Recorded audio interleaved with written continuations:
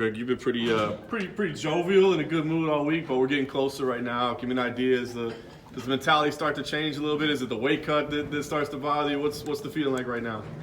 Still unaffected, man, but yeah, the smiles and fun is gonna stop for a couple hours. I gotta cut down 10 or 15 and get ready to make this weight, man.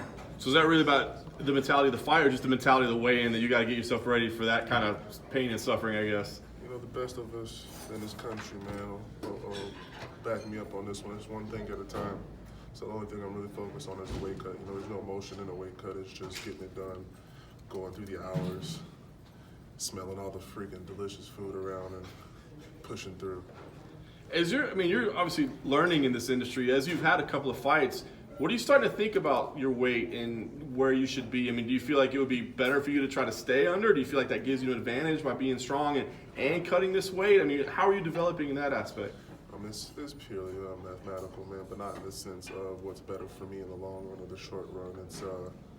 It's the thing for me these days to be fighting every 2 to 3 months, man, and it's just hard to control weight in that amount of time while I have to keep up enough energy to practice and learn 1 or 2 or 3 practices a day.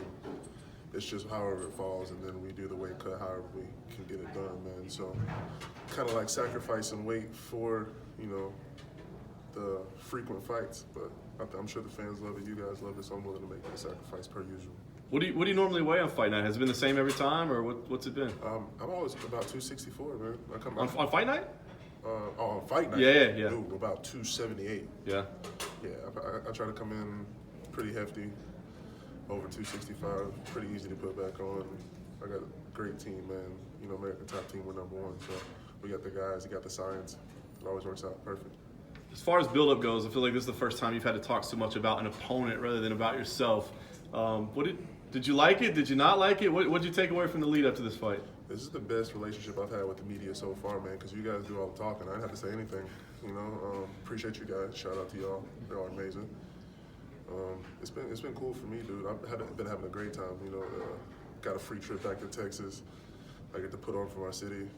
And I'm a couple hours, 24, however long, away from being locked in a cage with somebody that supposedly hates me. So it sounds great for me. Nice. Last thing for me, give me an idea what you want to do after this, because you've been talking about boxing. You've been talking about, maybe training a little bit more. So, give me an idea. Where do you go from here? Because this could be a big moment in your career, but do you want to go box? Do you want to book a big fight? I mean, what does this get you? I want complete and total domination, man. I want people to focus on Greg Hardy and understand that Greg Hardy is here to take over everything. It's not a game. It's not for play. It's not a half measure or half step. There is no what's next. It's all next, and it's all mine. You gave us a little bit of a little shine there with the media, and that makes me wonder, because you're used to dealing with the media, a lot of media in the NFL. How overall has your experience been with the MMA media? Because we are a different breed.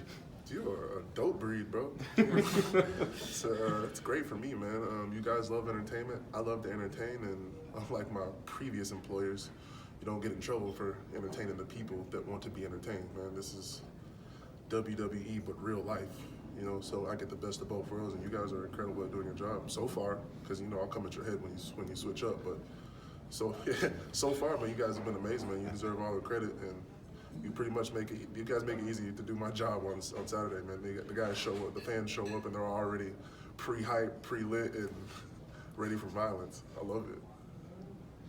Kind of to piggyback on that earlier question, how far are you away from a main event fight, do you think? You know, the world may never know, dude. My first one was a co-main event. There was another co-main. Now I'm on the bottom. You know, I just roll with the punches, dude, and thank God that I'm here. You know, this is one of those situations where you got to kind of pull back on the ego and just be appreciative and thankful that I'm on the card at all, man. This is a hell of an opportunity for me, you know. For sure.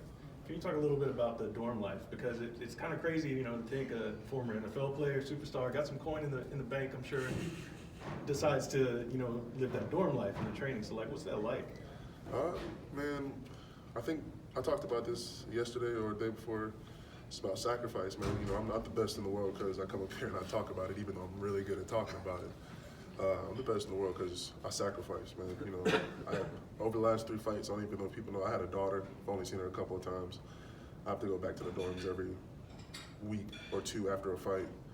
to get back to training because it is that crucial, man. And it's rough at times, but I understand the sacrifice, and I'm starting to see the dividends being rewarded and paid back to myself, and constantly, consistently just being rewarded for that sacrifice. So it's easy, man. You know, it's the price of being great.